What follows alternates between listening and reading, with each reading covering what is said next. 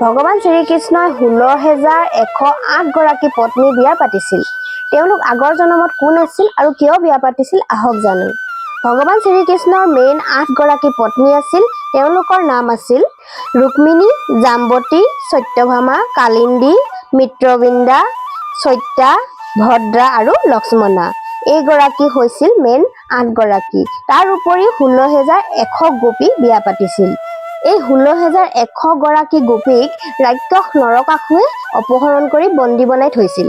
ভগৱান শ্ৰীকৃষ্ণই নৰকাসুৰক বধ কৰি এই গোপীসকলক বচাই আনিছিল আৰু এই বচাই অনা গোপীসকলক ঘৰৰ মানুহে কলংক লাগিল বুলি স্বীকাৰ নকৰিছিল।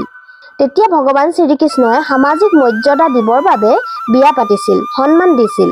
কিন্তু এই সকলো গোপী আগৰ জন্মত কোন আছিল আহক জানো। ত্ৰেতা যুগত ৰামে ৰাৱণক বধ কৰাৰ সময়ত দণ্ডক বনত অনেক সংখ্যক ঋষি মুনি ভগৱান ৰামৰ কাৰণে তপস্যা কৰি আছিল। ৰাৱণক বধ কৰাৰ পাছত যেনেকৈ 14 বছৰ বনবাস সম্পূৰ্ণ হ'ল, লক্ষ্মণে ৰামক কৈছিল, বহু ঋষি মুনি আপোনাক পাবৰ কাৰণে বহু বছৰ ধৰি তপস্যা কৰি আছে, আপুনি তেওঁলোকক এবাৰ লগ কৰি লওক।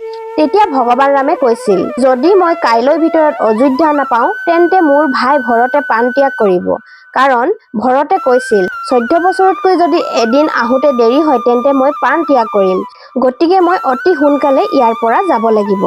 মই তেওঁলোকক লগ ধৰিব নোৱাৰিম, কিন্তু মই বচন দিছোঁ, মই যেতিয়া দ্বাপৰ যুগত কৃষ্ণ বনি জনম ল'ম তেতিয়া তেওঁলোকে গোপী হৈ জনম ল'ব আৰু মই তেওঁলোকক লগ ধৰিম। সেইকাৰণে ভগৱান শ্ৰীকৃষ্ণই 16,100 গোপীক বিয়া পাতিছিল আৰু তেওঁলোক ত্ৰেতা যুগৰ আছিল ঋষি মুনি।